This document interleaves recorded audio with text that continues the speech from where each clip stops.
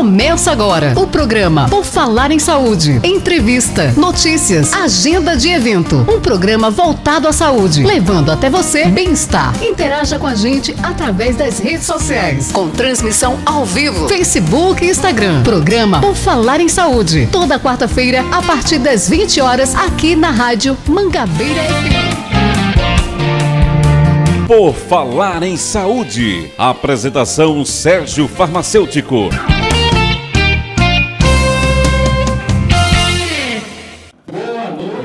Boa noite Paraíba, boa noite João Pessoa, boa noite Rio Grande, Anderson Rodrigues. Boa noite. Aqui estamos de volta depois deste carnaval, né? Carnaval que passamos aí um período de comemorações para aqueles que comemoram, descanso para os que descansam e uma boa noite, claro, para todos aqueles que aproveitaram bem esses dias aí para passar o carnaval com saúde, que é o programa Por Falar em Saúde. Uma boa noite para a grande e belíssima cidade de João Pessoa, os bairros aqui adjacentes à nossa Mangabeira FM 104,9, os bairros de Mangabeira, Valentina Figueiredo, José Américo, Bancário, Cidade Universitária, Penha, Monsenhor Magno, Praia do Sol, Altiplano e Geisel. E qual o bairro do nosso convidado de hoje, o médico cirurgião do aparelho digestivo, Felipe Rocha?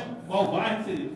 Manaíra. Manaíra, então, Anderson, aquele abraço para todos os moradores de Manaíra. Daqui a pouco o Felipe Rocha vai falar aqui conosco, né, sobre endometriose, viu, gente? Tem uma pauta que foi sugerida aí por várias amigas, colegas também, que é um tema importante, que muita gente não conhece bem, e a gente precisava, já faz algum tempo, trazer essa pauta para o Por Falar em Saúde. E hoje, iniciando os trabalhos nesta quarta-feira, a gente daqui a pouco vamos falar sobre endometriose e outros assuntos também, porque o Felipe ele é cirurgião do aparelho digestivo, então a gente não pode perder a oportunidade de trazer um profissional médico desta área e também pautar outros assuntos, tá bom? Então, daqui a pouquinho. Gente, aquele abraço também para todos os profissionais das UPAs, dos hospitais públicos e privados, começando, claro, pelos médicos, porque, como a gente já disse, farmacêuticos, enfermeiros, psicólogos, odontólogos, nutricionistas, fisioterapeutas, todo mundo aí, pessoal do serviço social, recepção, copa, segurança, plantão administrativo, todo mundo aí ligado no Por Falar em Saúde, higienização, lavanderia também, pessoal da lavanderia, pessoal do laboratório, os técnicos laboratórios, os técnicos de enfermagem, também, todo o pessoal da imobilização, da parte do gesso ali, raio-x, pessoal do raio-x ali, todo mundo trabalha junto ali com imobiliza, outro faz a imagem, faz tomografia, tem uns hospitais que tem o pessoal ali da tomografia também. Aquele abraço, um bom plantão, os que estão saindo, para os que estão chegando, para os que estão dobrando, não é isso, Anderson? Com certeza. Dobrando. Gente, agradecendo sempre nossos parceiros aqui do Por Falar em Saúde, Saúde Essence, Oncoclínica, Tirol Corretora de Seguros, sempre conosco aqui, e Farmácia Super Certa, Farmácia Super Certa também, aquele abraço a essas empresas que acreditam no Por Falar em Saúde, novas empresas chegando, agora que a gente passou aí o carnaval, vamos trazer aí mais empresas parceiras Por Falar em Saúde, tá bom? E deixa eu ver aqui, gente, olha só.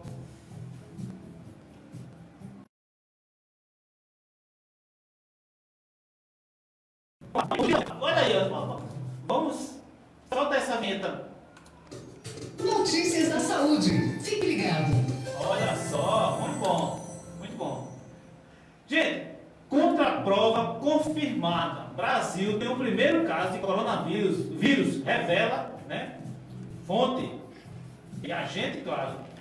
Uma contraprova realizada pelo Ministério da Saúde confirmou o primeiro caso do novo coronavírus no Brasil. A notícia foi revelada, claro, nesta quarta-feira, e o hospital Albert Einstein, né, informou também, já, no caso do Albert Einstein, no estado de São Paulo, um homem de 61 anos que passou dias na Itália, tá bom? Então o Ministério da Saúde já confirmou o resultado e a pessoa, né, este homem, está de quarentena em sua residência, com a decisão da equipe médica, claro, e colocou ele em quarentena na sua residência. Todas as pessoas que tiveram contato com o mesmo já foram, né, já tiveram, a equipe já teve acesso, já foram notificados estão trabalhando também. As informações são que ele está bem no quadro, certo? Apesar, uma coisa tem que ficar bem claro, os sintomas, o quadro dele não foi avaliado de forma que ele precisaria ficar internado. Então houve uma avaliação da equipe médica e ele não ficou no hospital. Muita gente colocando nas redes sociais, questionando isso, mas aí a equipe decidiu, claro, de forma única ali, e ele está fazendo a quarentena. Claro que vai ter um acompanhamento do hospital de toda essa quarentena, tá bom? Então, gente, primeiro caso do coronavírus no Brasil, primeiro caso confirmado. E, ao mesmo tempo, notícia também de hoje sobre o coronavírus, já aqui no nosso estado da Paraíba, a Secretaria Estadual de Saúde colocou uma nota hoje. Primeiro caso suspeito do coronavírus é confirmado na Paraíba. Então, gente, olha, a nota diz confirmado a suspeita, não é confirmado o caso. Porque houve na manchete da nota uma certa divergência, né, no caso. Mas não, suspeito, confirmado a suspeita. Então, e a nota mais ou menos assim, vamos pontuar aqui o que foi a nota de a Secretaria do Estado de Saúde da Paraíba informa que foi notificado nessa terça-feira, dia 25 de fevereiro, o primeiro caso suspeito para o novo coronavírus na Paraíba. Trata-se de um homem de 59 anos, com histórico de viagem também à Itália, da mesma forma que o outro paciente que foi confirmado em São Paulo. Aqui também ele teve uma viagem à Itália, né, viajou à Itália, entre 14 e 23 de fevereiro, chegando no Brasil na segunda-feira, agora, antes de ontem, em um voo internacional, tá bom? Aqui em Recife. Durante a viagem, o homem que reside em João Pessoa apresentou sintomas como tosse, febre e coriza. Buscou atendimento, né, por conta própria, acompanhado de familiares. Foi realizado o atendimento assistencial, coleta para o exame, realizar notificação para o Ministério da Saúde para a definição do caso. O paciente segue internado no Hospital Clementino Fraga, aqui na nossa capital, uma das unidades de referência para o atendimento de casos suspeitos de coronavírus, certo? Sendo tratado para síndrome respiratória aguda grave, o SRAG, certo? Como determina o protocolo do Ministério da Saúde, enquanto aguarda confirmação ou descarte do caso. Então, gente, suspeita. Houveram já outras suspeitas em outros estados que já foram descartadas, certo? Então, a Paraíba é um caso suspeito que vai ser avaliado, acompanhado pelas equipes de saúde, incluindo vários profissionais que estão. A gente recebeu aqui a enfermeira Ludmila, que faz parte da equipe do Clementino Fraga, e ela explicou aqui todos os critérios que do Ministério da Saúde, todo o aparato que foi montado no Clementino Fraga para ser o hospital de referência, que é onde está o paciente, tá bom? Abrindo aqui só um parênteses.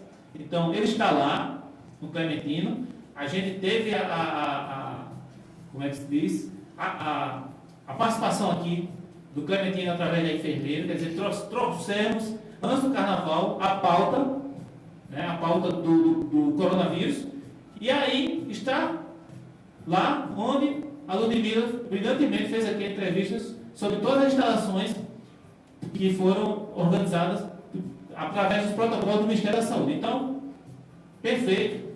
Vamos agora torcer para que esse caso suspeito da Paraíba seja descartado, como também outros casos.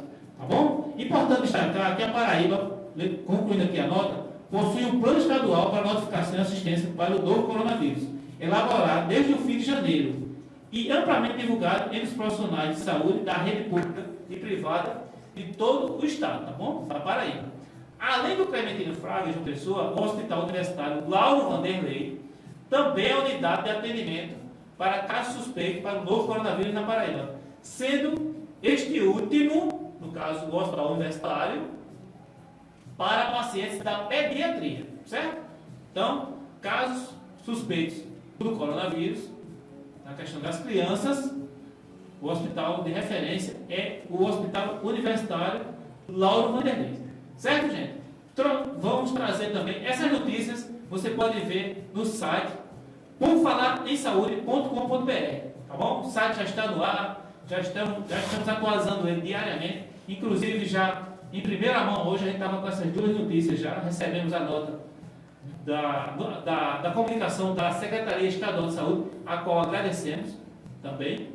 Já, o Por Falar em Saúde já faz parte aí da comunicação em saúde aqui no nosso estado, e a gente fica feliz em pouco tempo o site foi lançado, mas a pauta saúde, Felipe, ela tem que estar sempre, com certeza, sempre sendo divulgada. Então a gente está no nosso site que presta um papel agora importantíssimo na comunicação sobre saúde, além do programa de rádio. Essa entrevista aqui, a gente já diz aqui, o nosso Felipe, vai estar toda completa no YouTube, viu, Felipe, nos próximos dias. Então, ótimo. A gente vai lhe mandar o link. Então, nós gravamos e depois ainda arquivamos ela no YouTube, tá certo? Então, beleza. Depois você traz uma água aqui para o seu amigo, tranquilo, tá? Mais água para o nosso convidado. E deixa eu ver se eu esqueci algo. Não, se eu lembrar, a gente vai falando aqui, pedindo licença aqui ao Felipe, e vamos entrar aqui na... Uma entrevista saudável para você. Gente, entrevista saudável aqui nesta quarta-feira, 26 de fevereiro de 2020.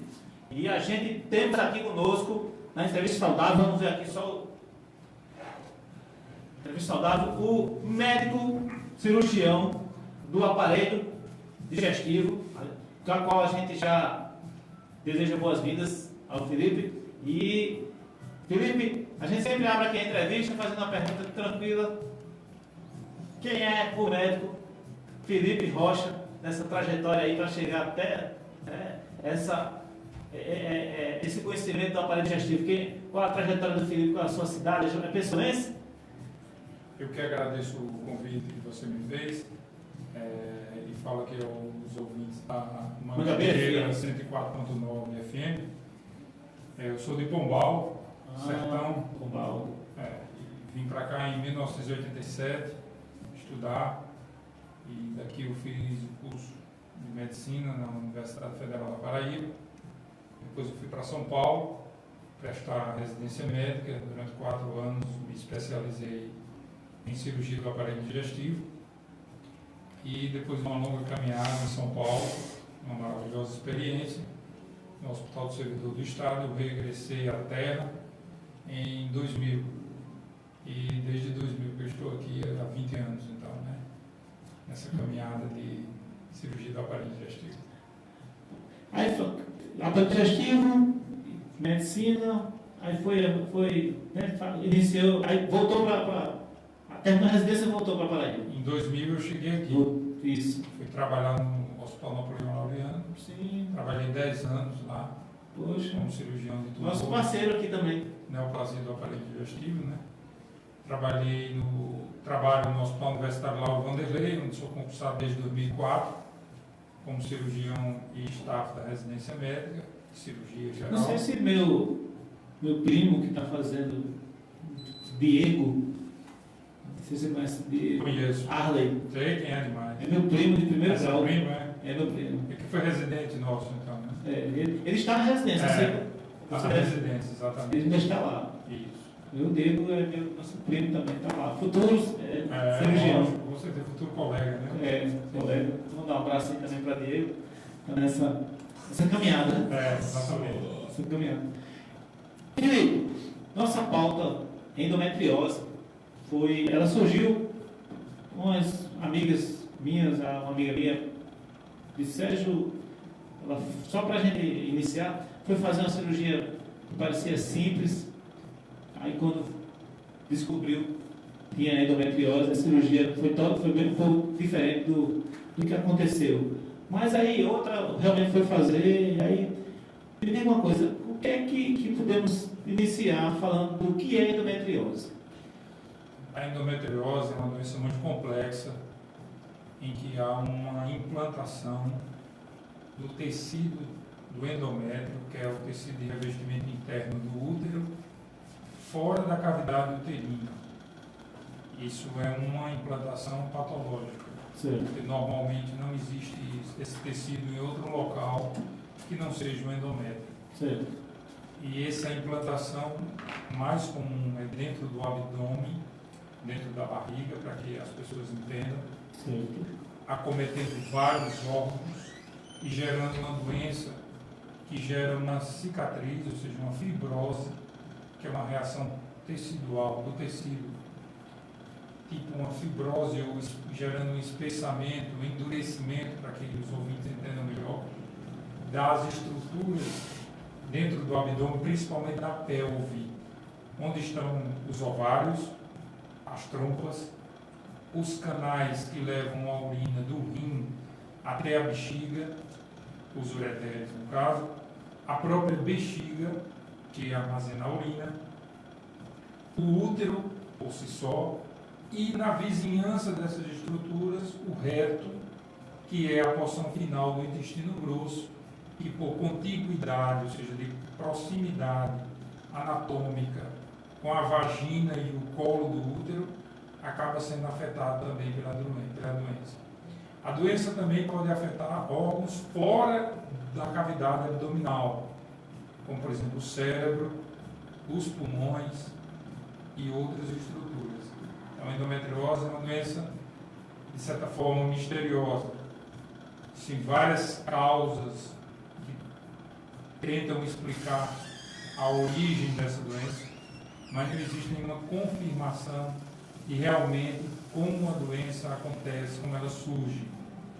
Existem várias teorias que tentam explicar, uma das mais conhecidas é a menstruação retrógrada, ou seja, a mulher ela inicia a vida sexual dela muito precocemente e inicia a vida reprodutiva dela muito tardiamente.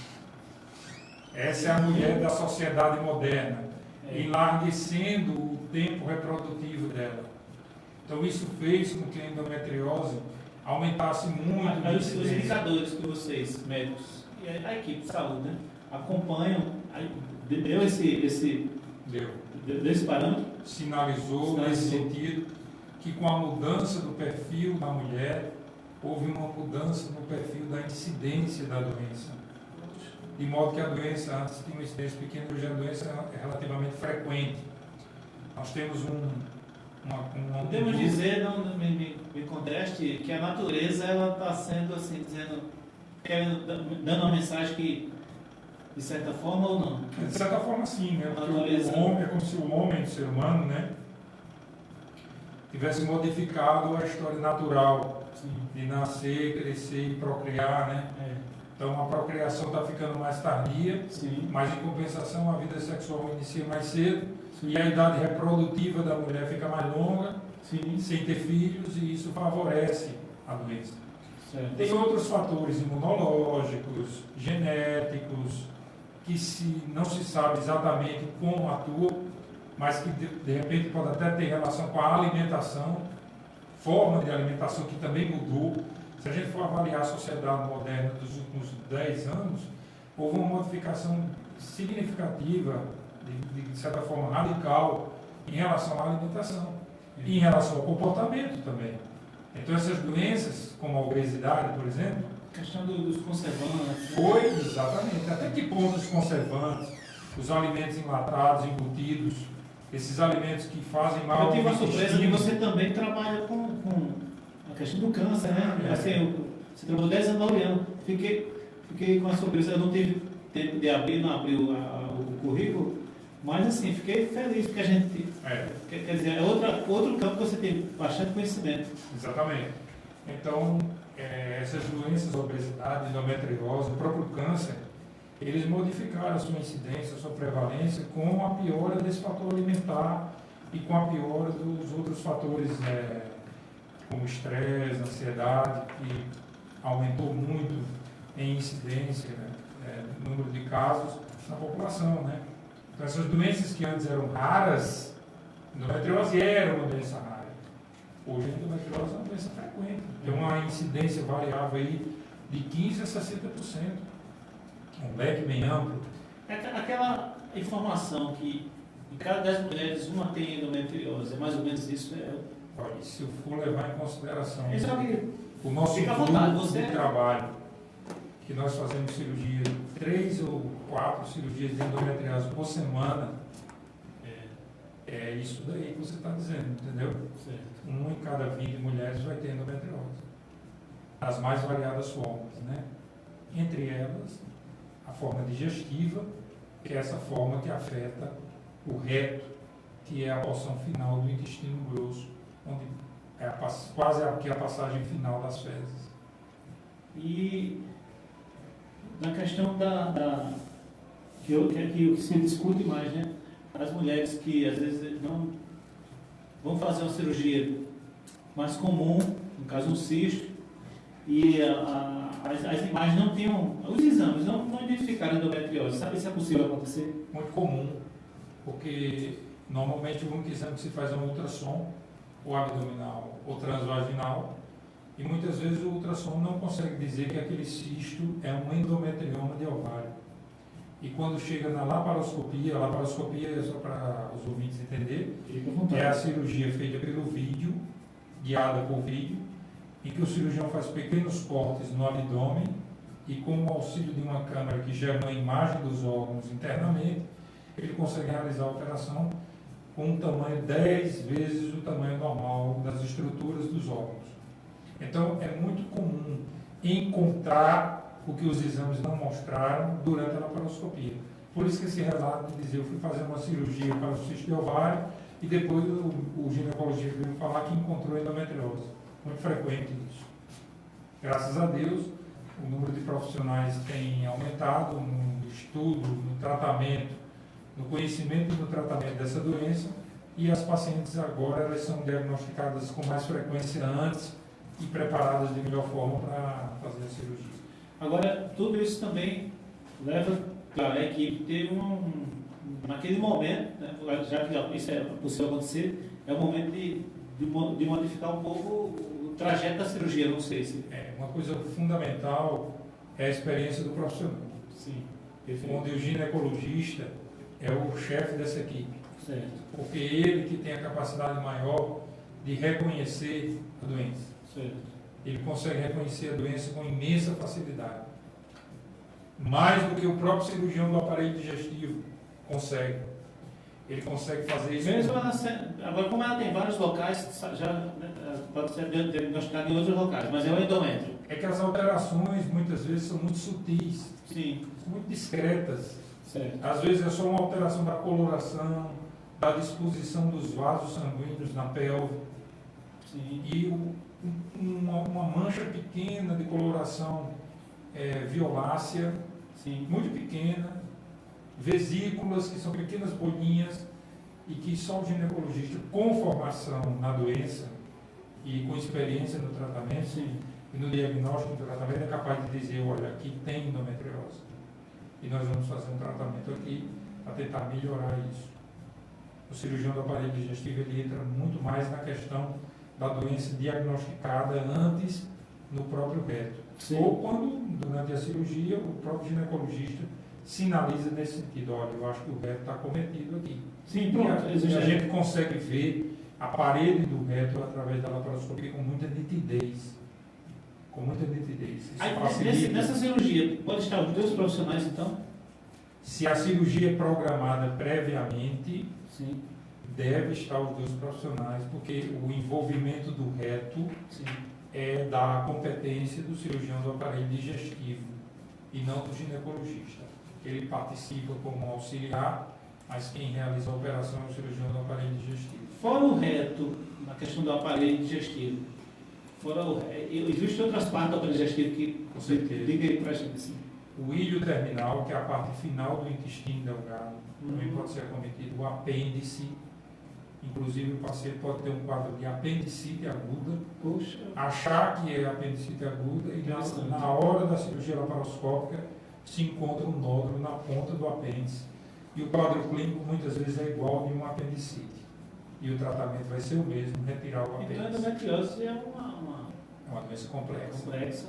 muito complexa. E vocês, ginecologistas, cirurgiões, É uma interação. vem estudando, né? Então, acho que E é um grupo, né? Você não pode operar essa doença sem a participação dessas duas especialidades. Porque é muito frequente existir a doença no reto, associada à doença no ovário, na trompa. As trompas muitas vezes são destruídas em sua estrutura e em sua funcionalidade pela própria endometriose. A cirurgia laparoscópica permite fazer um teste das trompas durante o ato cirúrgico, através da injeção de um corante de dentro do colo uterino, através de um instrumento que o ginecologista coloca, injeta-se um corante e vê se as trompas esvaziam. sim, Isso é um teste chamado cromotubagem. muito interessante. Se não esvazia, é porque a trompa está doente. Então isso já é um sinal de que aquela mulher que não engravida, ela não engravida porque aquela trompa está acometida por endometriose ou por aderências, enfim. A laparoscopia é um método fantástico que tem ajudado muitas mulheres a tratar esse tipo de doença.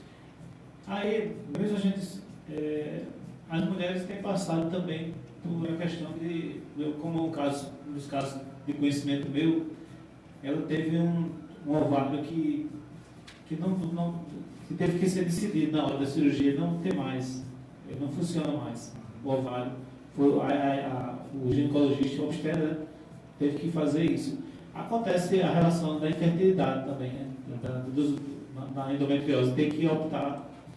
A endometriose é uma causa importante. Não, eu falei assim, não, eu me liguei à cirurgia, mas assim, tem a causa da infertilidade mesmo, quando a mulher não sabe qual o motivo da infertilidade, às vezes descobre que é a endometriose. A endometriose é uma causa importante de infertilidade. É uma das principais causas hoje na mulher.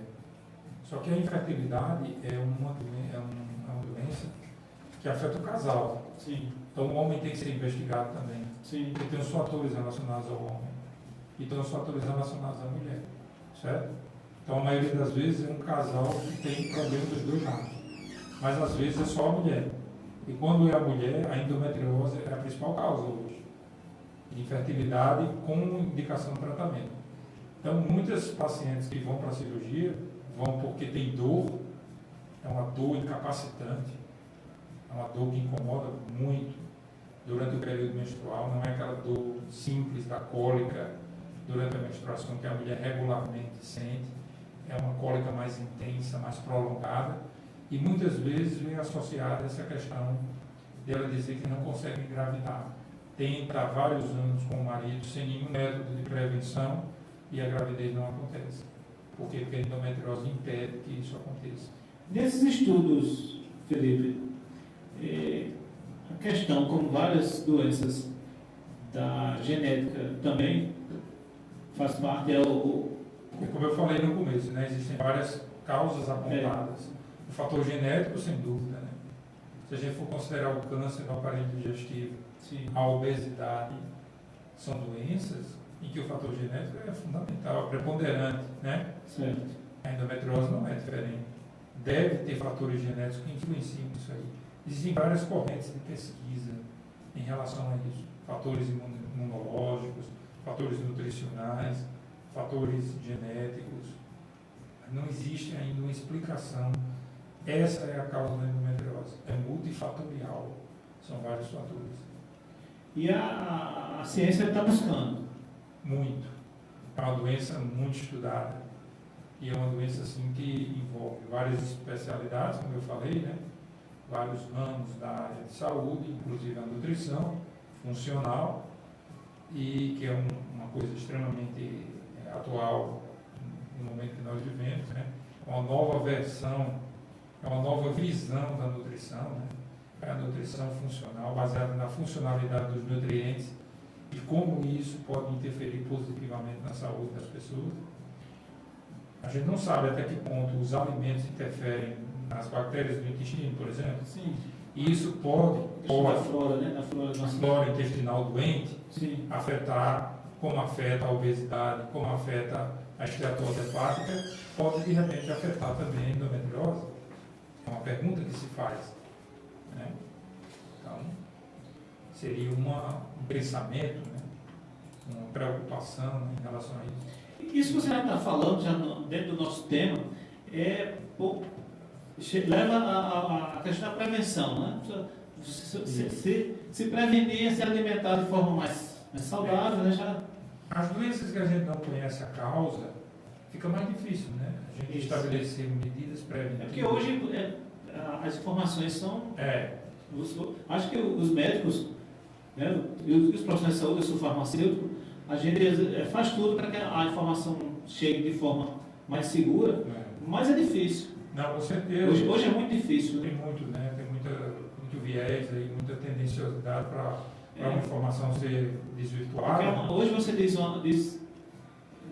você fala de um alimento como médico profissional, mas amanhã sai uma matéria numa TV de referência que outro profissional participou da matéria, então aí já começa, você já... acho que É por isso que os estudos científicos com alto nível de evidência, né, eles são os mais recomendados, né?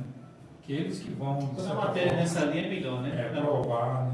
Alguma coisa, por exemplo, o diabetes. É uma doença que a gente já conhece muita coisa do diabetes, né? Diferente da endometriose, que é uma doença que ainda tem muito mistério em torno dela. Eu acredito que... Muitas coisas sem resposta, né? Muitas coisas sem resposta. E essas respostas irão ser respondidas daqui a 20, 30 anos, com os estudos cada vez mais Esse caso, se você tiver... esses casos de pulmão, cérebro, foram casos assim que surpreendeu a ciência. São bem raros, né? São bem raros. O mais comum é o acometimento de dentro do abdômen, né? Isso. Principalmente ovário, trompas, essa membrana que reveste a cavidade pélvica por dentro, chamada de peritônio, os implantes peritoniais. E o reto entra como a região do aparelho digestivo mais frequentemente acometida. Quando existe acometimento da parte digestiva, o reto é o mais acometido. Mas essas doenças que acontecem fora, elas existem, entendeu? São raras, mas acontecem. Muito interessante, né? Assim. Você poderia perguntar, como é que a mulher vai descobrir que tem endometriose? Sim. Como suspeitar clinicamente? Né? É aquela dor pélvica incapacitante, que não melhora com analgésicos comuns, ou que melhora, mas depois volta a sentir, e sente por um período maior durante a menstruação. É aquela menstruação mais tumultuada, digamos assim, a mulher sofre mais. Principalmente se vier associada à dificuldade em engravidar. Sim, pronto. Isso aí são dois aspectos clínicos que chamam muito a atenção em relação à suspeita da endometriose. Que exames vai fazer para descobrir que existe isso? Primeiro, procurar um ginecologista que tem experiência com a doença. Porque se ele não tiver experiência com a doença, ele não sabe o que está procurando e aí ele vai achar que não é nada demais, e sim uma cólica menstrual apenas, e essas mulheres frequentemente passam anos da sua vida tomando medicamentos que não servem para o tratamento da doença. E a doença vai cada vez mais avançando. Eu li uma matéria sobre isso, a questão da identificação da endometriose e a menstruação é difícil. A realidade do nosso país é uma realidade ainda muito ruim em relação ao diagnóstico precoce dessa doença. Porque a cultura não, isso é uma cólica. Tratar o sintoma. Isso é uma cólica. Toda mulher tem que ter cólica, tem que ter dor, né? A cultura. Exatamente.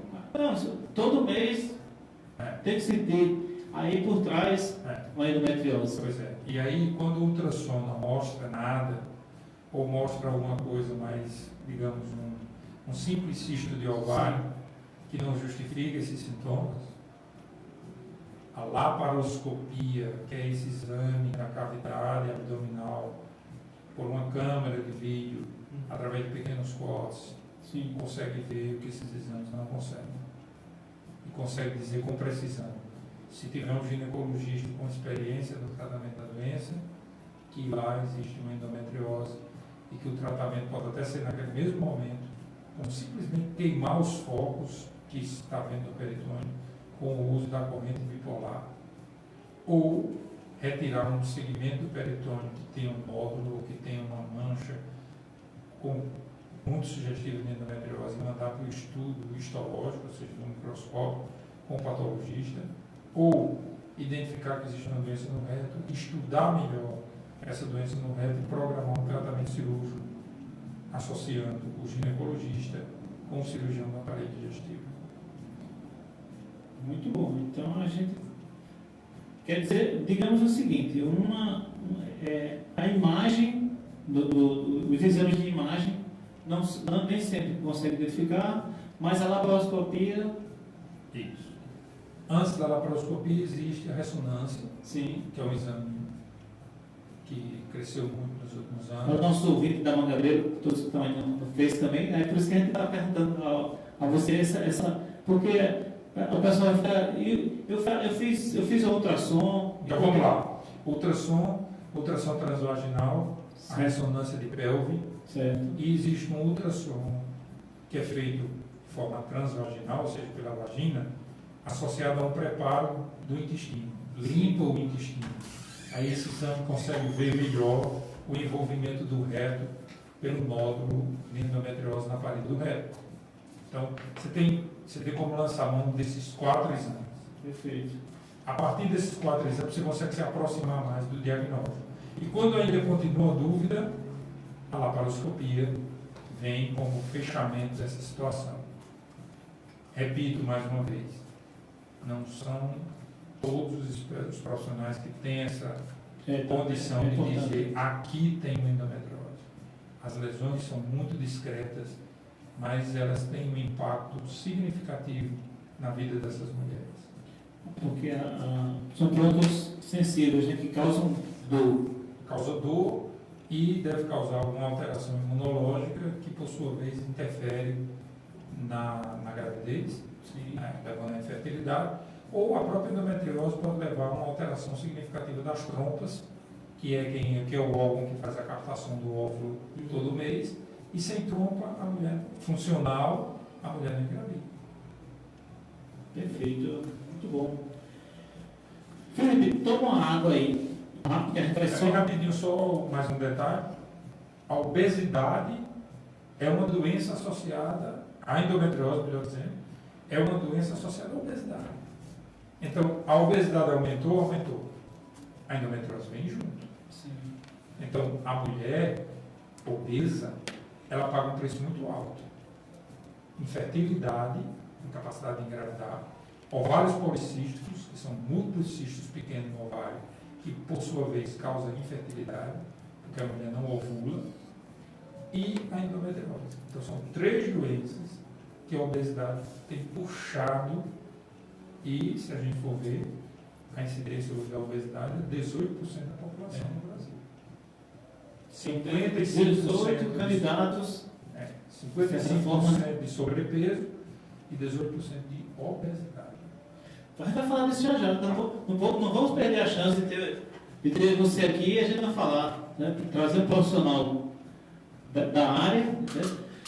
Veja só, Anderson, vamos ver quem está aqui conosco, já agradecendo já. Olha o Instagram aqui. Show de bola o Instagram, né? Com certeza. Pessoal do Instagram aí. Estou mostrando o pessoal aqui do Felipe. Tem um comentário nisso? Vamos fazer agora. A Daniela Valentim. Cara, muito importante discutir sobre a importância desta patologia. Parabéns. Obrigado, Antoniela, nossa amiga e grande amiga nossa, Antoniela Valentim. Um abraço. Espero que esteja gostando. Acho que já está acompanhando com certeza. Gente, também no Instagram, além da Antoniela, tem a psicóloga Socorro Dantas, Napoleão Júnior, advogado aí, veio Napoleão. Brevemente vai estar conosco falando da questão da medicina e da jurídica, né? Ela falou comigo, justiça não, medicina jurídica, mais ou menos isso que ele falou, que são a questão dos médicos, viu, Felipe? Essa questão, os advogados estão se unindo aos médicos. A questão é a proteção do erro médico, proteção no caso de cirurgia também. Já tem aí né, os escritórios de advocacia, claro, trabalhando na área de saúde. Né? Acho que Alexandre Pilar, Laís também conosco, acho que a Laís Noeira, minha filha. Exatamente. Simone Lira Braga, Kleber André, Michelle Holanda também, estudando enfermagem, minha prima, Renata Lima, eita só, amigos do Complexo Hospitalar de Mangabeira, é o Thalminha conosco, primeira vez, bom saber aqui no Instagram, e Osmando Santos também conosco. E Rádio Ponto e Vírgula, acabou de entrar. Rádio Ponto e Vírgula, acho que é o Wave Rádio, é um prazer também, o Wave Rádio tá eu não esqueci o estado, não sei se é lá no sul, é porque eu fiz um contato com ele, um projeto que a gente tem aí, um Wave Rádio. Também no Facebook, né, do Sérgio Farma, Gracileide Monteiro, Veridiana Silva, minha amiga, grande Veridiana Guerreira, Lúcia Falcão, farmacêutica, e Alcivan Góes, também conosco. Gente, nosso apoio cultural, nosso oferecimento é para a farmácia Super Certa. Você sabe da importância de escolher uma farmácia de manipulação que trabalhe de forma correta. Lá no centro de Pessoa tem a farmácia Super Certa. A farmácia Super Certa tem a farmacêutica Ariane Moraes e a sua sócia Sandra Barros. Lá na Frutuoso Barbosa, número 28, sala 2. Farmácia Super Certa, essa tem responsabilidade no nome. Também conosco, parceirão, Tirol Corretora de Seguro. Todos sabem a importância em ter o seu automóvel, sua residência, sua vida, com a proteção de um seguro. Faça seu seguro com a Tirol. Aqui João Pessoa representa até Paulo, telefone 99635-1180. E lá, em Natal, o grande empresário do ramo de seguros, Vladimir Cabral, telefone lá do escritório da Tirol, o 84-3221-2818. Fala também com o filho de Vladimir, o grande José Alberto também. Tirou corretor de seguro, tirando de você a preocupação com o seu futuro. E, gente, Saúde Essence. Muito bom quando nós temos em nossa cidade a empresa que seus produtos têm marcas de referência. A Saúde Essence trabalha com ortopedia, cuidados especiais, equipamentos médicos, locomoção, descartados, também para os diabetes, viu, Felipe? Também, Saúde Essence, ali na Dom Pedro II, número 2641, no bairro da Torre, ali antes da famosa Santinha, né? Tem a imagem da Nossa Senhora, ali, aqui João Pessoa, claro. Telefone 41-3679-3022-3750. Saúde Essence, a sua saúde nas mãos de quem sabe o que faz. Também conosco a Oncoclínica, conhecida por todos, né? A Oncoclínica, Hospital Dia, Oncoclínica do Dr. Marcos Magalhães, a Eduardo da Silveira, número 787, funciona de 7 da manhã até as 18 horas, telefone 3221-2940, a Oncoclínica, o ano passado, mas foi ano passado, fez aí uma grande reforma, gente, e hoje ela tem, além, né, ela tem tratamento personalizado, apartamentos únicos, médicos especializados também, claro que os médicos, no caso, Dr. Marcos Magalhães, né, e a sua filha, Laís Magalhães, os dois oncologistas, futuramente o filho também está vindo para trabalhar na clínica. Serviços: quimioterapia, pulsoterapia, imunoterapia e bioterapia. Fisioterapia, Oncoclínica, Hospital Dia, parceiro nosso aqui. Anderson, mandamos ver nossos parceiros, Com certeza. tá certo? Qualquer comentário aí, manda aqui pra gente, tá bom? Deixa eu tomar uma água aqui. Felipe,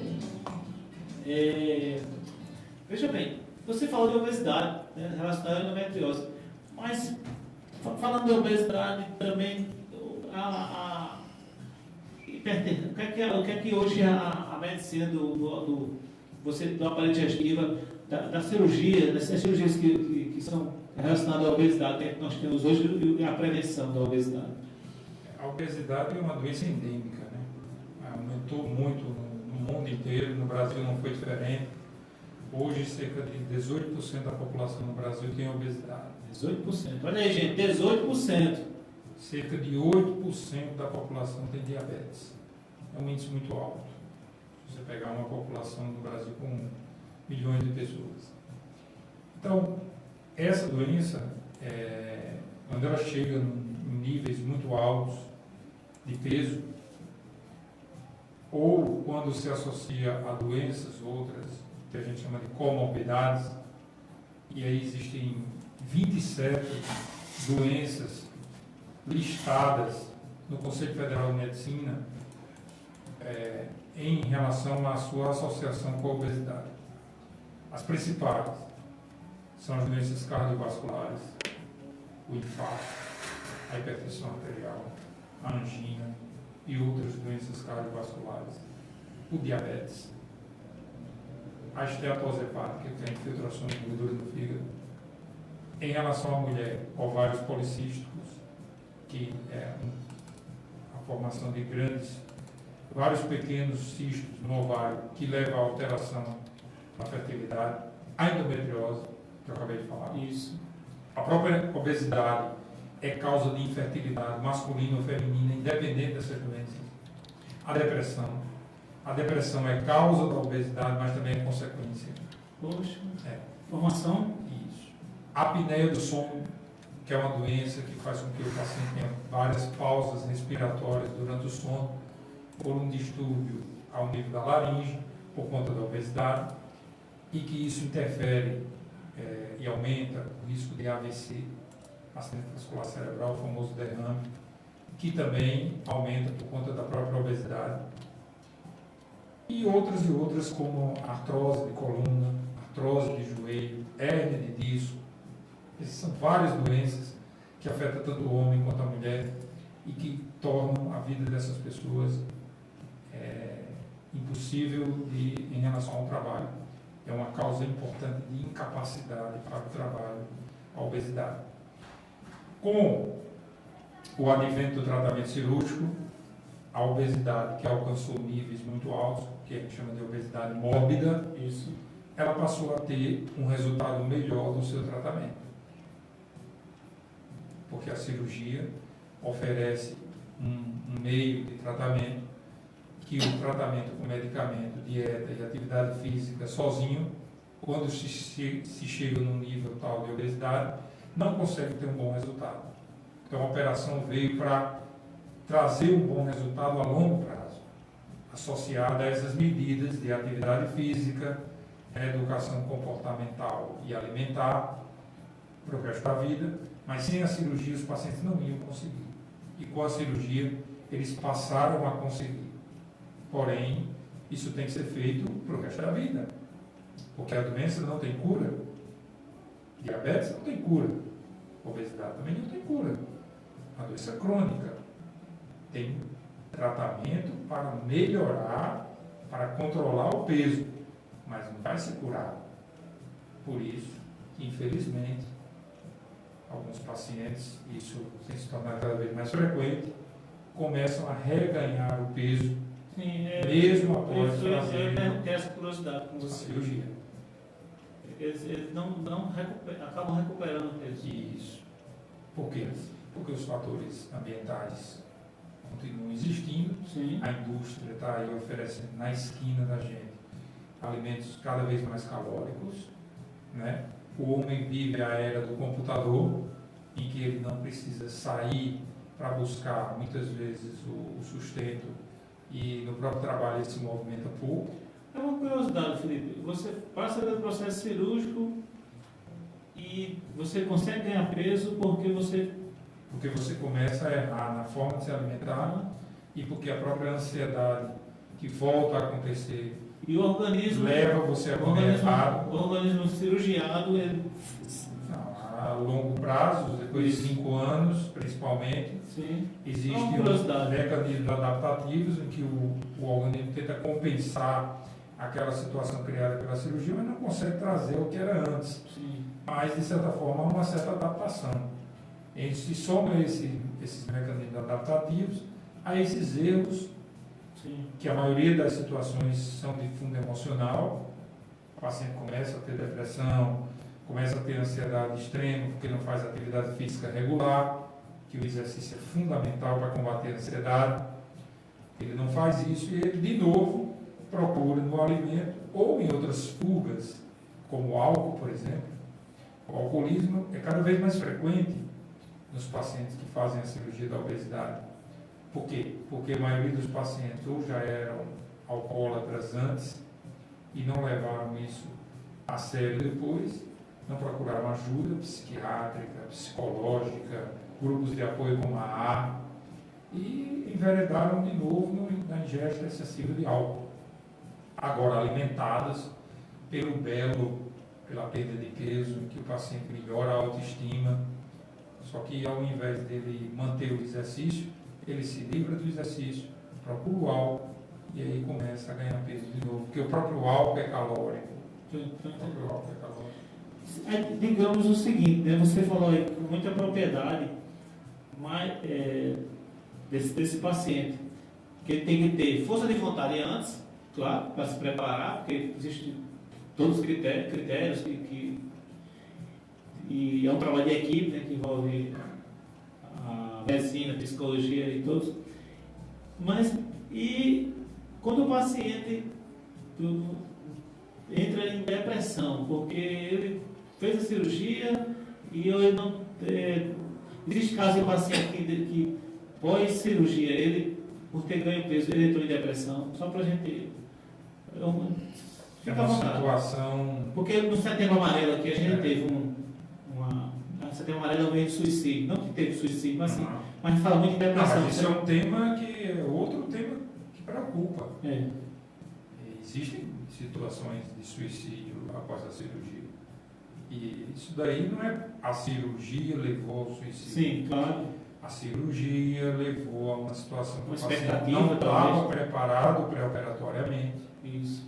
Muitas vezes eles acham que estão preparados, mas a equipe precisa perceber que aquele determinado paciente não está pronto. Se você oferece uma operação para ele se frustra depois com o resultado, porque ele vai ter que comer menos e ele não aceita comer menos. Aquilo vira uma situação que para ele não é boa e ele começa a se deprimir. Certo. E aí, como ele começa a se deprimir, ele começa a buscar essas situações, entre elas essa situação mais, digamos assim, mais grave, que é o suicídio. Mas a própria depressão leva a esse reganho de peso importante. A ansiedade, a mesma coisa. Enfim, o paciente que não é preparado... Se cria uma expectativa, claro. Se cria uma expectativa principalmente em cima da beleza. Isso, perfeito. O paciente quer fazer a cirurgia para ficar mais bonito. Não existe cirurgia para tratamento de obesidade mórbida com finalidade estética. A finalidade não é essa. É saúde. A finalidade é saúde. Certo. É tratar uma doença crônica sem cura, oferecendo um método que vai ter melhor resultado a longo prazo, desde que ele faça programa de obesidade, com nutricionista, com psicólogo, se for necessário com psiquiatra, com endocrinologista. Só que o que acontece? O paciente é operado e ele abandona a equipe multidisciplinar. Ele começa a seguir a vida dele sozinho. Muitas vezes até ele não procura um cirurgião de novo. E aí ele fica perdido. E aí a própria operação vai falhar a longo prazo. Por conta desses fatores. Não é porque a operação ela foi feita e ela pode falhar por si só. Ela só vai falhar se o paciente contribuir para essa falha. Entendeu? É uma coisa muito complexa. E essa situação, ela é facilitada, digamos assim, pelo mau preparo antes. Sim. Então é muito importante preparar bem o paciente antes. E preparar bem o paciente antes é informar ele que ele vai fazer uma cirurgia, que vai fazer com que ele... Geralmente esse preparo, você leva-se, depende da avaliação da equipe, ou tem um tempo criterioso pelo Ministério da Saúde? Assim? Olha, eu acho assim, depende do serviço. Se você está no serviço público, Sim. você precisa de um tempo maior, porque as consultas, elas não conseguem ser num curto espaço de tempo. Certo. Mas, independente de ser público ou privado, tem que ter pelo menos 3 visitas ao cirurgião. Tem que ter pelo menos uma avaliação do endocrinologista, Certo. médico que trata a obesidade, que a doença tem relação com a parte endócrina. Pelo menos uma sessão, uma visita ao psicólogo, e o número de sessões que vai determinar é ele, de acordo com a necessidade de cada caso. Certo. Uma consulta com o nutricionista e uma avaliação pré-operatória com o nutricionista. E o mais importante não é isso, eu acho. O mais importante é o cirurgião sentir que aquele paciente está com desejo de realizar. Você já passou por isso? Com certeza. Já vetei indicações de tratamento cirúrgico, porque eu sentia que o paciente não tinha condições. Você vê na consulta. Sim. O grau de ansiedade, as informações, a verbalização, ou seja, falar coisas totalmente desconexas. Sim. Se eu faço essa cirurgia, eu posso beber a semana que vem?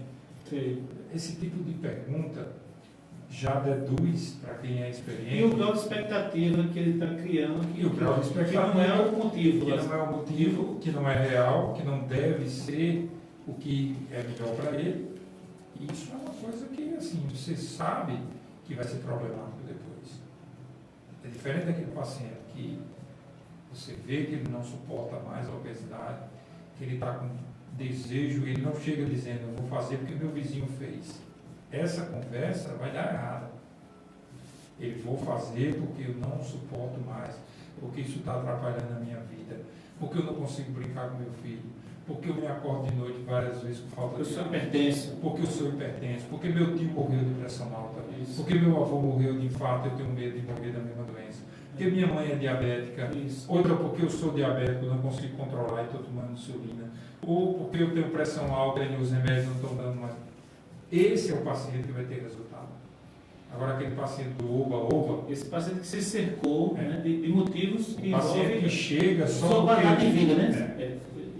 Ele cercou de qualidade de vida. É diferente daquele obeso. O cara é obeso há 6 meses.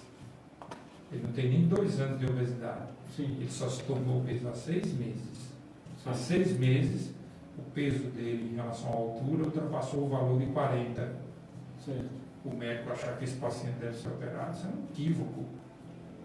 Por quê? Porque ele não tem nem tempo de obesidade e nunca fez um tratamento, nunca tentou outro tipo de tratamento, para ele dizer, não, a única coisa é a cirurgia. Esse paciente não está preparado para Que isso. esse é o mundo moderno, né? Esse é o mundo paciente. moderno que o médico não pode, o médico especialista nem a equipe É. que trabalha, não pode Não. né, seguir essa linha jamais.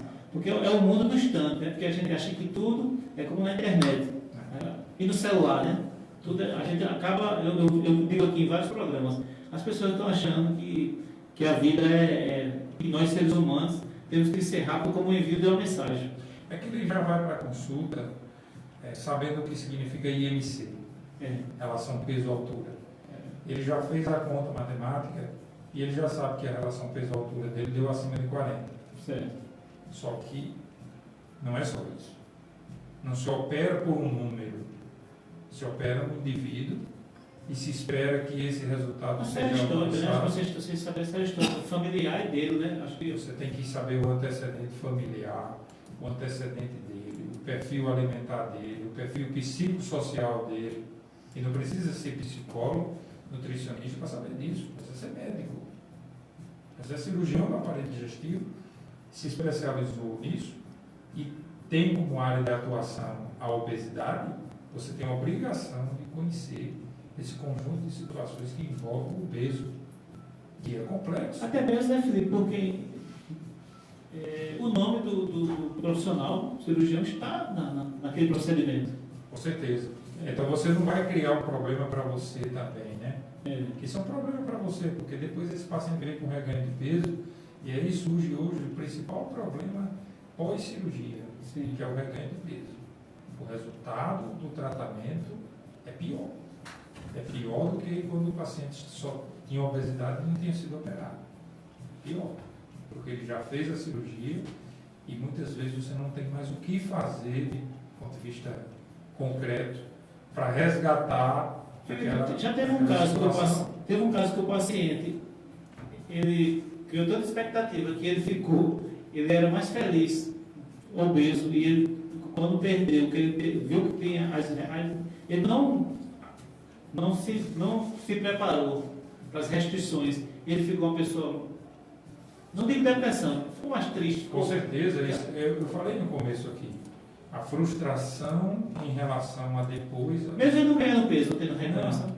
Experimentar a restrição, ele não aceita. Ele não aceita depois. Sim. Mas por que ele não aceita depois? Porque ele já não aceitava antes. Sim. E por que ele não aceitava antes? Porque ele não foi preparado. Não foi preparado. Então, resta ao cirurgião que atende informar a ele não só as vantagens, as desvantagens, os riscos, as complicações que existem, são um número muito pequeno. A cirurgia hoje é muito segura, tem um índice de mortalidade de 0,5%. Olha aí, gente, os indicadores, eu acho que eu sempre falo aqui dos indicadores. Uma recuperação muito rápida para as atividades, em média 15 dias o paciente está trabalhando. Poxa. E os resultados em relação às doenças associadas ao peso melhoram muito rápido. Questão de diabetes, né? Hipertensão, diabetes, apneia do sono, patologia degenerativa de coluna, como hernia de disco, artrose, ovário policístico, todas essas doenças. Esteatose hepática, infiltração de gordura no fígado, entre outras. Sim. Porém, isso é em torno de 1 ano, 2 anos, mais de 5 anos, 10 anos, 15, 20. A cirurgia é definitiva. Sim. A cirurgia para o resto da vida. Como é que vai estar esse paciente daqui a 30 anos? Se ele não aceitar a nova realidade, ele vai a longo prazo buscar meios pela própria doença que não tem cura de burlar, enganar, de certa forma, a operação. E a operação vai falhar. Por isso que o reganho de peso tem se tornado cada vez mais frequente. E é um fantasma. É um fantasma. Então, para se livrar disso, tem que ser preparado bem pré-operatoriamente. Tem que ser um bom paciente no sentido da indicação e do perfil psicossocial. E depois, no pós-operatório, tem que fazer programa de obesidade. Não existe cirurgia de obesidade sem programa de obesidade. Ou seja, sem atividade física regular, pelo menos 2 caminhadas por semana, sem reeducação alimentar, uma visita a nutricionista. Se ele tentar se enganar é pior, né? Se ele tentar se enganar, se ele mentir, dizendo que está fazendo isso, ele vai se perder. Vai se perder. Ele vai se perder. Felipe, e uma curiosidade também, acho que as pessoas fazem a cirurgia, aí ficam aqueles excessos de pele, né? De pele. Aí já é outro processo, já é outro. Em torno de 1 ano e meio após a operação, o paciente deve se submeter à cirurgia reconstrutora. Sim. Se é do abdômen, se é da mama, se é do braço, se é da perna, vai depender de que resultado ele teve em relação a essa pele em excesso. E o exercício é um dos fatores importantes aí, e a boa alimentação, para fazer com que essa pele seja menos acentuada. Isso interfere. O paciente que faz exercício, ele tem menos essa flacidez do que o que não faz. Certo. Mais uma vez o exercício, né, como um antídoto importante para evitar problemas maiores, mas a cirurgia reconstrutora, infelizmente, é uma realidade. E o paciente deve se submeter a isso, orientado pelo cirurgião plástico, né, que vai determinar como vai fazer isso daí, se vai fazer tudo num tempo só, se vai fazer em tempos diferentes. Geralmente são pelo menos 3 cirurgias para poder conseguir um resultado, digamos assim, satisfatório.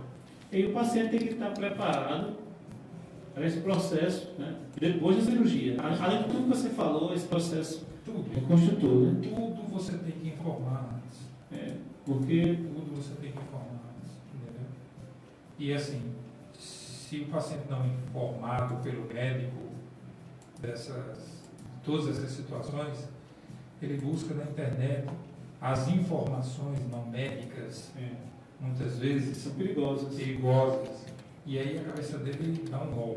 Você já tem que trabalhar com isso, vocês da equipe. Com certeza.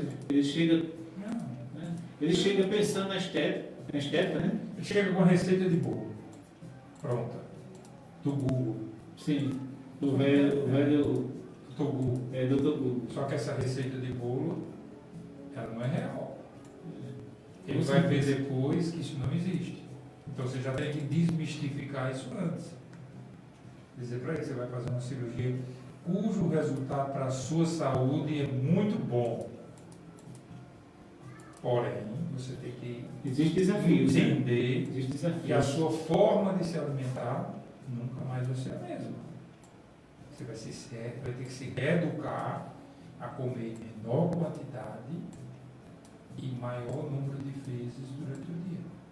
Ao invés de você tomar café, almoçar e jantar, você vai ter que pelo menos 6 refeições durante o dia, onde você vai comer pequenas quantidades, vai sentir que está saciado e não vai querer comer mais, ou o seu próprio apetite vai ser diminuído entre uma refeição e outra, e você vai estar muito bem, obrigado. Essas suplementação refeições, adequada, elas se mantêm o restante da vida? bastante da vida. Essas refeições. E você tem que suplementar os nutrientes Sim, em algumas técnicas para o resto da vida. certo. Tomar todos os dias suplemento, comprimidos, Sim. gotas, injeção intramuscular, seja como for, existem várias formas hoje, cada vez mais acessíveis, comprimidos mastigáveis, com sabor de frutas, até gostoso. É a adequação. né? Adequação. Imagine, você tocou hipertensão, diabetes, artrose de coluna, apneia do sono, ovário policístico, você é outra mulher, aí você agora não vai querer mais cooperar, comendo menos, fazendo sua atividade física regular, visitando regularmente o médico. Aí, sinceramente, é difícil. É difícil. Porque aí não existe um milagre. Agora, eu acredito que para a equipe, dentre elas, o cirurgião, que é quando alguém que vocês acompanharam, fizeram todo o trabalho, e ele tem um reganho de peso por negligência, e você acompanha esse reganho, é meio... Felizmente é uma realidade, né? É, A realidade cada vez mais. quando o paciente volta, né, às vezes some até do 5 anos em média ele começa a voltar.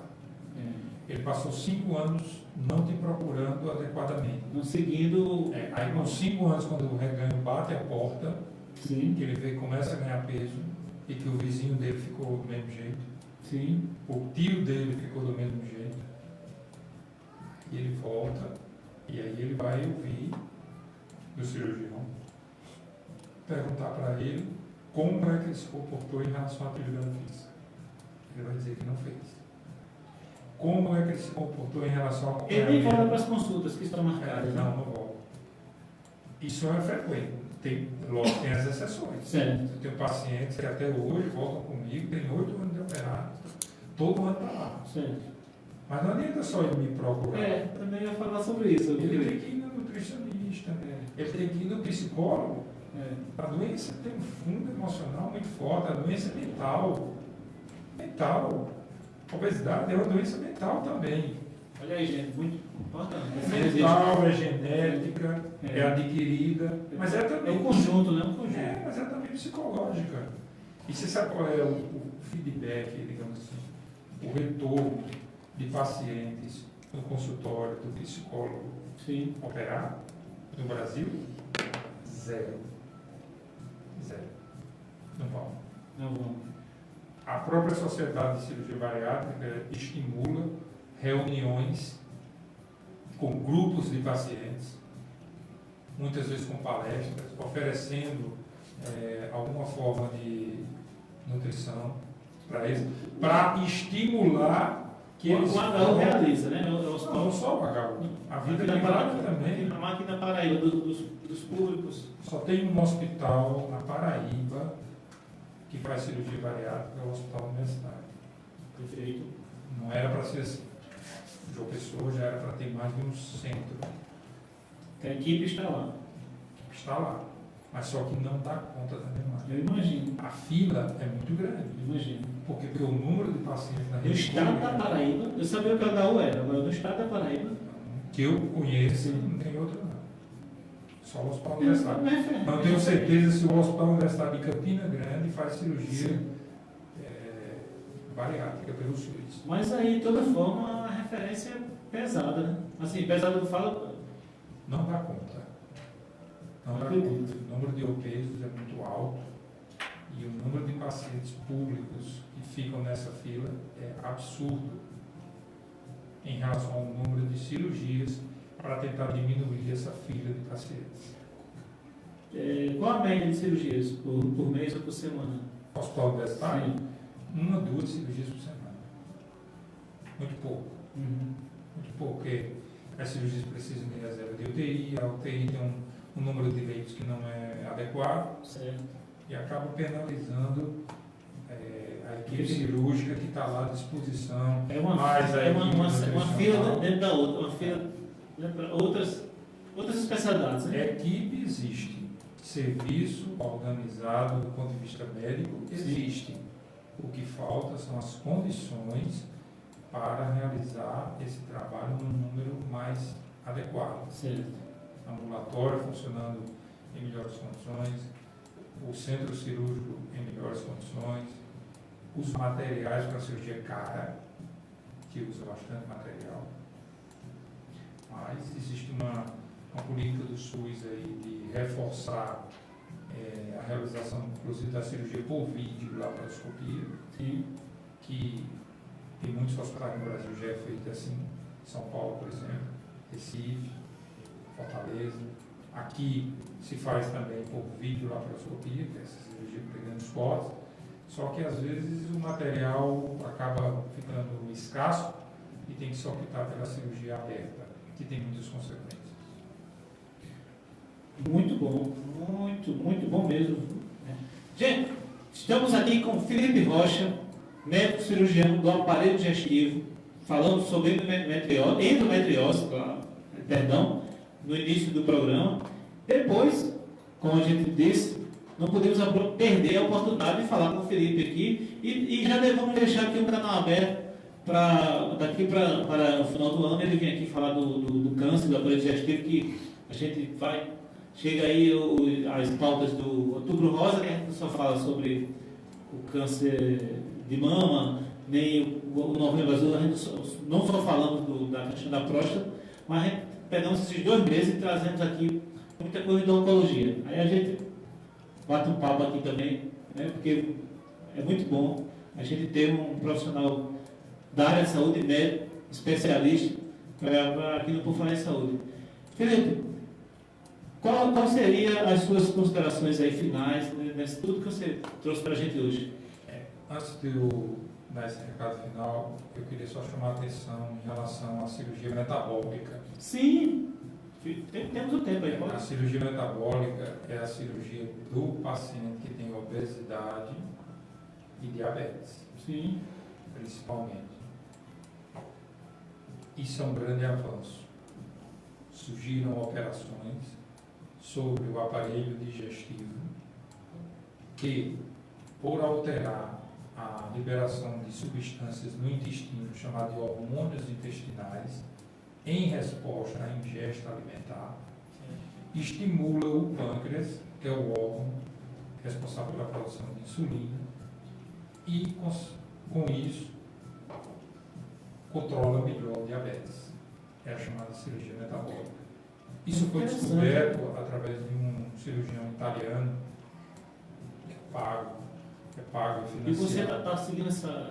para estudar Você está estudando isso? obesidade e diabetes. Todos nós estudamos, todos que são cirurgião bariátrico, É? com certeza.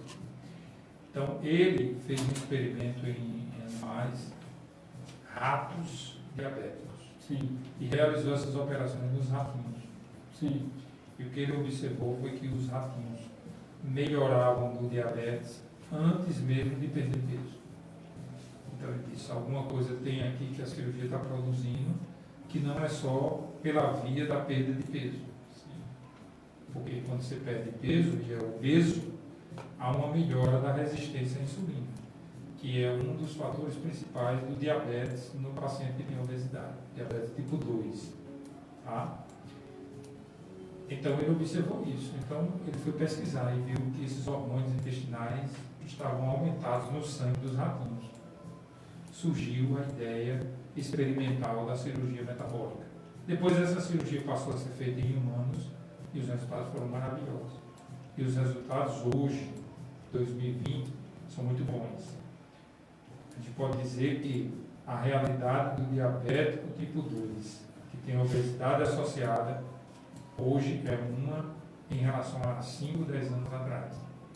Então, isso é importante. pacientes que tomam 3, 4 medicamentos para controlar o diabetes, e são diabéticos tipo 2, não certo. tipo 1, nem outro tipo. Certo. Isso visto pelo endocrinologista, que é um profissional especialista, médico, que trata a obesidade e diabetes. Certo. Ele chega a essa conclusão através de exames e através da avaliação do paciente. Você tem diabetes tipo 2 Certo. e tem obesidade grau 2, que é o IMC entre 35 e 40. Então você tem obesidade mórbida. Se você tem um diabetes de difícil controle, o próprio endocrinologista pode dizer para o paciente, procure um cirurgião bariátrico de obesidade, que ele vai oferecer para você a cirurgia metabólica. Com a cirurgia metabólica, que nós fazemos por laparoscopia, Sim. o paciente vai melhorar do diabetes e vai melhorar da obesidade. Não vai curar. Sim. Entenda isso. E usa o índice da mesma forma. Não existe cura de diabetes nem cura de obesidade, mas existe um melhor controle. Então, aquele paciente que tomava 3 medicamentos, ele passa a tomar um comprimido de metformina por dia. Ele tomava 3 hipoglicemiantos orais. Como está a Paraíba, no caso, o Hospital Universitário, nesse trabalho? Só concluindo aqui, o paciente que tomava insulina Sim. para controlar o diabetes tipo 2, Sim. ele passa a não precisar mais da insulina. A insulina hoje é uma substância que faz mal ao corpo. A insulina, que eu digo, é a insulina tomada Sim. por injeção, não é a insulina produzida pelo ser humano. Sim. A insulina exógena, Sim. vem de fora, ela causa alterações importantes no fígado. O fígado doente piora o diabetes e um sai piorando o outro. O diabetes piora o fígado piora o diabetes, um vai piorando o outro. E o resultado final... Não é a insulina. A insulina que nós produzimos a insulina que nós produzimos é ótimo. é ótimo. Você come o açúcar e controla o açúcar no seu sangue e nos tecidos. Não é isso, é a insulina que você toma para injeção para tratamento. Sim. Entendeu? Então a cirurgia metabólica ela tem ajudado muito os pacientes. O Hospital Universitário tem um ambulatório de obesidade muito bom, com profissionais endocrinologistas de alto nível, Sim. atendendo pacientes, indicando a operação, e a própria equipe cirúrgica realiza essa cirurgia aqui também.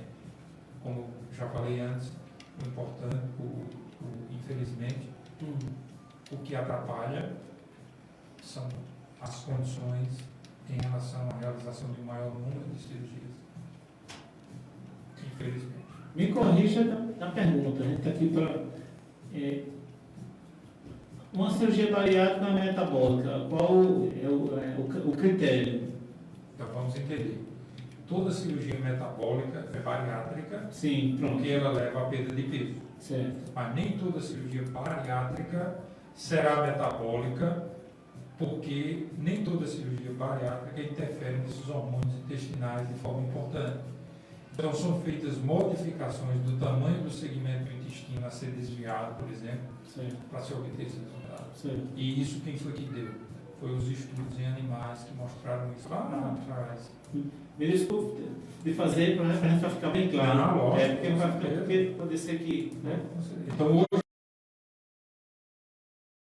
a cirurgia bariátrica e metabólica. Pronto. Fechou. O diabético tem que fazer essa segunda, Certo. bariátrica e metabólica. Que Certo. tipo de cirurgia ele vai fazer? Ele vai ser discutido com o cirurgião dele, mais a equipe multidisciplinar. Certo. Não existe a cirurgia para todos os pacientes. Certo. Existe a cirurgia para aquele paciente. Não. Por exemplo, uma paciente de 75 anos, se tiver obesidade mórbida, ela pode e deve ser operada, Sim. desde que ela não tenha contraindicação à anestesia geral. Sim. A idade limite é 76. Mas eu vou oferecer para essa paciente a mesma cirurgia que eu vou oferecer para um paciente de 18 anos? Não. Por quê? Porque ela tem uma expectativa de vida menor. Sim. Então eu não preciso oferecer muita coisa para ela e ao mesmo tempo eu tenho que preservar a idade. Mas ela vai melhorar do sono, vai melhorar do diabetes, vai melhorar da artrose, talvez vá andar, diminui o risco de trombose. Ficou bem claro. Então, são muitos benefícios. Então, se eu opero o idoso, sim. Se eu opero o adolescente, sim. O leque de idade é muito amplo. Varia de 16 a 76 anos. Certo. Perfeito. Ficou bem claro, ficou transparente, não é disso. Até mesmo que você fez você figurou bem a idade do jovem. Você quer ver outra situação aqui? Sim. O paciente que tem HIV, Sim. por exemplo. A doença, a infecção pelo HIV, se tornou uma doença crônica. Não tem cura, Sim. mas tem controle Sim. a ponto tal que a pessoa vive 10, 20 anos ou mais, tomando antirretroviral. E o lema é esse, não tem cura, mas tem controle da saúde. Antirretroviral, tomando isso. Existem pacientes com obesidade e com HIV. E que cirurgia você vai ter que fazer para esse paciente? Aí o cirurgião precisa saber que ele tem que fazer uma cirurgia que não interfira na absorção dos medicamentos. Então, para esse paciente em questão, Como farmacêutico eu aprendi agora. Assim, recebi uma aula agora. Né? não existe a operação, Muito interessante. toda operação Não vai vou dar certo. esquecer disso. Toda operação vai dar certo? Não vai. Vai dar certo aquela operação que ele pode tomar o antirretroviral e absorva. Porque não adianta ele perder peso se ele ficar sem tomar o antirretroviral. Sim. Porque a carga viral dele vai aumentar e vem as infecções. Aí é importantíssimo. É. Né? Aí que entra. O paciente que toma corticoide, tem artrite reumatoide, Sim. outras doenças, precisa tomar corticoide para o resto da vida. O corticoide é uma medicação que causa excesso de peso. Mas tem pessoas que não conseguem viver sem corticoide. Verdade. Eu conheço também. E essas A pessoas. gente estuda muito isso em farmácia. E essas pessoas elas estão obesas, com necessidade de cirurgia. E aí, mais uma vez, o cirurgião tem que pensar na cirurgia que não interfira na absorção do medicamento. Sim. É aquela mulher que quer prevenir gravidez e ela não quer colocar o DIU, ela quer tomar anticoncepcional. Ela sabe que tem um risco com anticoncepcional, mas ela é o desejo dela. Então você tem que oferecer para ela uma operação que ela possa tomar um anticoncepcional e esse anticoncepcional possa ter um bom resultado em relação à prevenção da gravidez. Porque se fizer um determinado tipo de cirurgia, o anticoncepcional não vai ser absorvido e ela vai engravidar. Então são várias questões. Um caso, né? Você trouxe vários. O que eu estou querendo dizer com isso é que o cirurgião bariátrico ele tem que ter uma formação muito ampla. Não só saber a técnica, saber operar, mas ele tem que saber indicar. Percebemos isso bastante. Que técnica indicar para aquele caso que está ali. E ver isso a longo prazo. Como é que vai estar a pessoa? Eu falo isso para os pacientes no consultório. Sim.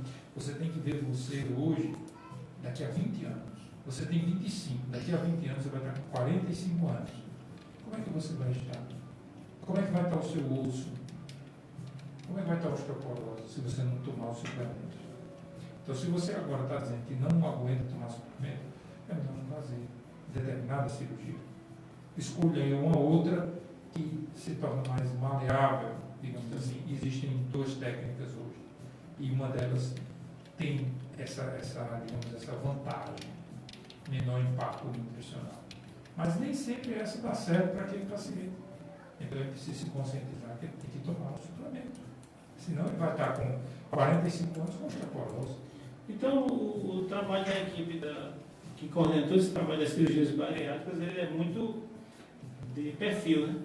Cada paciente tem uma série histórica que vocês acompanham, tanto uma série histórica de saúde, como uma história familiar. Quando o paciente chega até você, começa a construção, tudo Você isso. tem que conhecer desde a forma que ele nasceu. Isso. Foi parto normal, foi cesárea, teve sofrimento, não teve. Sim. Durante a infância, houve alguma situação psicológica, abuso sexual, Sim. entre outras coisas, entendeu? Trauma dos pais, emocional, sobre os filhos. Tem série de coisas. Estou entendendo. Você tem que conhecer a adolescência. E depois dessa sua entrevista que a gente começa a entender que é um apanhado profundo de informações. Muito profundo. É. Você tem que conhecer a adolescência dele, a partir de que momento ele se tornou obeso, quais foram os fatores que estimularam, que contribuíram para que aquela obesidade acontecesse. Se ele sofreu bullying e ele está querendo fazer cirurgia para agradar mais os outros do que a ele, né? É um fator social. É um fator social, né? Tem que saber se no meio disso aí ele teve alguma situação emocional ou tem nesse momento. Sim. Por exemplo, eu vou operar a semana que vem uma paciente com depressão.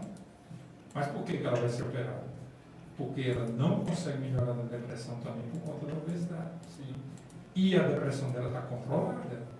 É diferente daquele paciente que chega no consultório tomando medicação antidepressiva, que ele está depressivo, Sim. não controlado.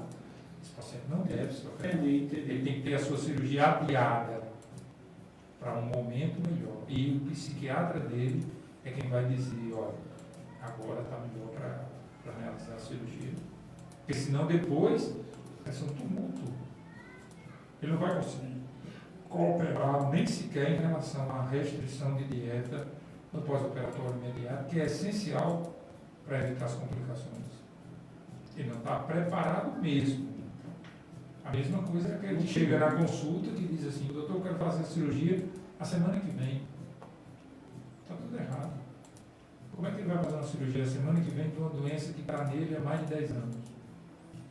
Ele tem que conhecer o médico, ele tem que conhecer a nutricionista, ele tem que conhecer o psicólogo, ele tem que conhecer o endócrino, ele tem que trazer a família para a gente explicar a família, vantagem, desvantagem, riscos.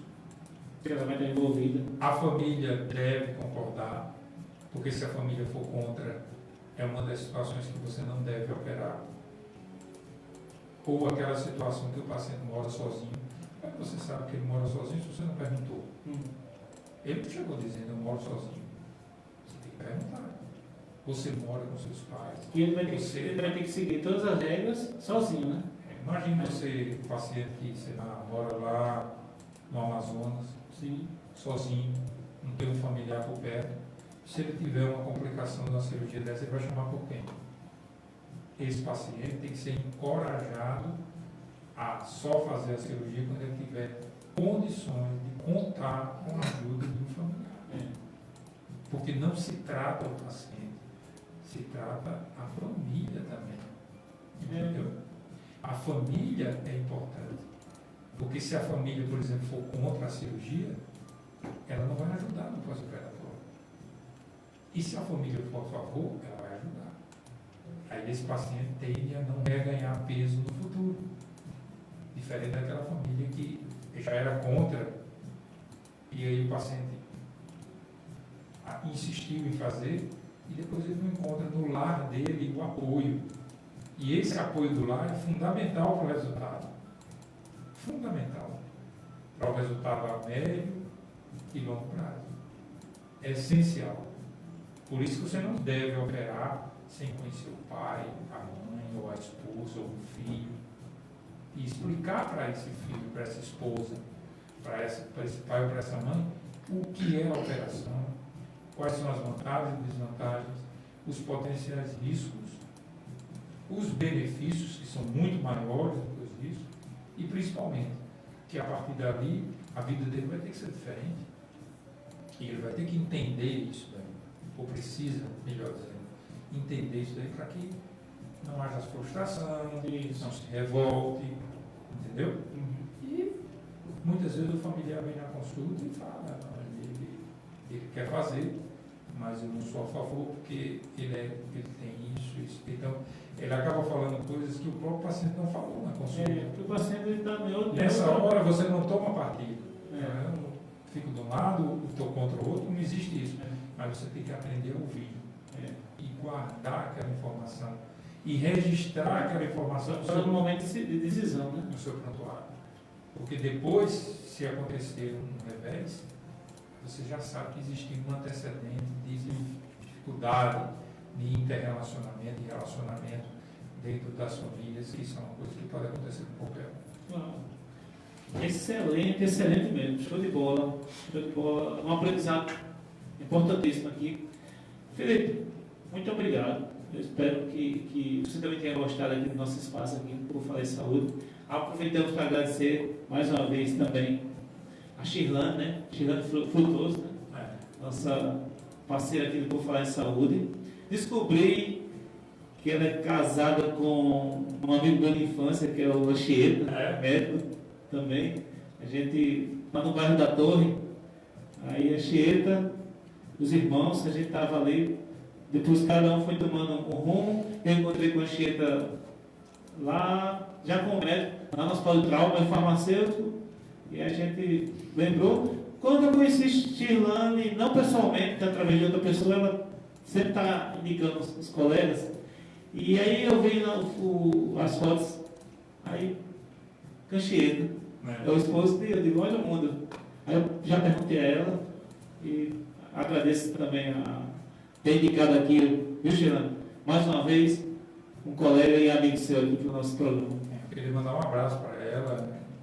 Shirlane é um exemplo de pessoa, excelente profissional, tem feito um papel maravilhoso aqui na residência médica de coloproctologia, que é uma coisa nova para a nossa cidade, e que ela possa triunfar cada vez mais nesse novo exercício dela. É uma guerreira mesmo. Eu vejo trabalho.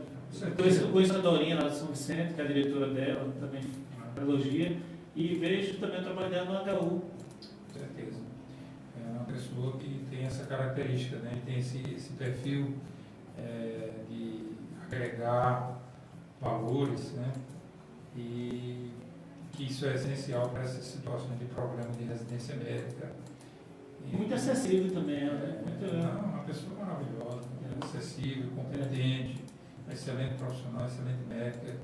E eu tive o prazer de, durante a residência no servidor, a gente conviver no Hospital Servidor do Estado de São Paulo, de pertinho ali. Que bom. Foi muito boa essa convivência. Muito bom. Olha, a gente tem um site, só para concluir, e faço convites aqui. Tem algum material que você tenha para colocar na nossa coluna, mas você fica à vontade, eu converso com você, conversando pelo WhatsApp, para você mandar para a gente colocar lá, coloca uma foto, e aí a gente vai divulgando o trabalho, né, dos nossos parceiros aqui do Por Falar em Saúde. Anderson Rodrigues, mais alguém aí nas redes sociais? Quarta-feira, todo mundo já ainda voltando, os que podem voltar, os que não podem já voltaram, né? Eu estou aqui, Felipe está aqui, todo mundo já trabalhou hoje. Verdade. Mas, diga aí. No Facebook, a Sônia Morim, ela está assistindo e também comentou: parabéns, Sérgio, pelo grande programa. Também aí o Márcio Pereira botou assim, programaço. Foi, que bom. Aí também tem o... Obrigado aí a todos. O Janderlisson Pereira. Acho que é nosso amigo aqui, que passa um tempo aqui série. E no Instagram, vou aqui virar um pouco a câmera, temos Diz aí pra gente. o Josué Humberto, Sim, abraço aí para todos. a Zenilda, Certo? também temos a Jorlisson Romão, Sim, a Andréia Santos André Santos. e Você para tem fechar a participação do Instagram temos Mariluz. Mariluz, deve ser Mariluz enfermeiro, grande Mariluz. Já estive aqui algumas vezes, Mariluz Sá. Isso, É Mariluz Sá? isso mesmo. Abração a Mariluz e todos aproveitem extensivo aí o pessoal do Face, do Instagram. Mais um pouco falar de saúde aqui, gente. Vamos seguindo. Próxima quarta-feira, se Deus quiser, estaremos de volta. Agradecemos. Anderson, obrigado, né, por todo o trabalho aqui conosco. Obrigado, Felipe, por ter aceitado nosso convite. Sérgio. Eu que agradeço, Sérgio, o espaço, né? E parabenizar pela iniciativa, Estamos aqui. pela condução da entrevista, muito boa. Parabéns. Obrigado. E É o mais de companheiro, né? Anderson Rodrigues. Anderson Isso. Anderson também, né? Eu me senti muito à vontade e eu acho que o mais importante é vir aqui na quarta-feira de cinza. Né? Isso. Por isso que a gente está agradecidíssimo. É exatamente a missão do profissional de saúde de ajudar as pessoas, entendeu? Na compreensão adequada das informações. Porque hoje, infelizmente, a internet é cheia de informações adequadas, mas também confusas algumas vezes, e acaba deixando os pacientes em dificuldade em relação ao que fazer. Isso eu espero que com essa noite eu tenha conseguido ajudar muita gente a entender Com certeza. seus problemas, suas dificuldades, seus problemas de saúde, e possa, a partir de agora, ter um norte para onde eu vou, o que eu devo fazer, como eu devo fazer, enfim. Isso é que é muito importante para que a população assimile, né? Essa situação da informação. Eu acho que esse seu canal está trazendo um benefício muito grande. Obrigado, Felipe. Obrigado a todos os ouvintes da Mangabeira FM 104.9, todos os seguidores aí do Sérgio Farma, do Facebook, todos os seguidores do Instagram, por falar em saúde. Gente, até mais. Vamos seguir em frente aí com fé em Deus e vontade no coração de fazer o bem. Tá bom? Obrigado.